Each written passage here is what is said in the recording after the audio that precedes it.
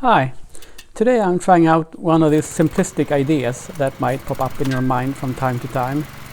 So the grass cutting season has just begun and I have a lot of grass to cut. So I'm just trying out this concept of assembling 3 mowers into one bigger unit.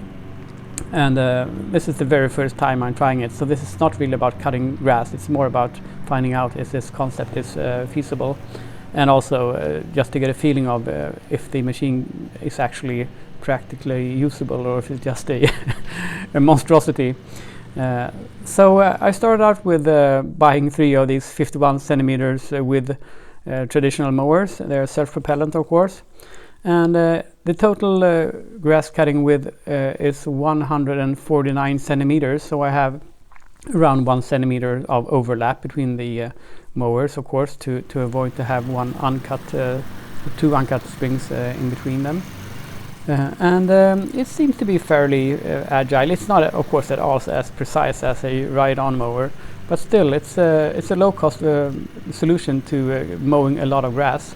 And it has quite impressive cutting width, although it's fairly slow, of course. It's a walk-along mower. So, and the steering is accomplished via differential thrust from the outmost position mowers. So, and if I pull in both handles, of course, I will go straight forward, and just applying pressure on one handle will give you a steering action. And this is the central cutting off system there to turn the motors off at once. I have retained the height setting on the back wheels there to give me a slight adjustability, and also easier to go over gravel if you elevate it as much as possible, not to induce the gravel being sucked up in the knives. And that works fairly well. And the front wheels are set to like a medium mowing height. And it's all TIG weld aluminum, and I have this pivoting wheels in the front to make it steer easier. And the mowers are rubber mounted in the front, and they're screwed to the aluminum structure in the back. Yeah, here you can see the TIG welding.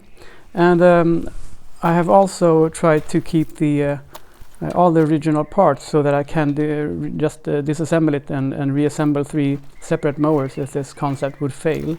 So I haven't really made any like destructional like rebuild of this. It's just it's still possible to reverse the process in the project.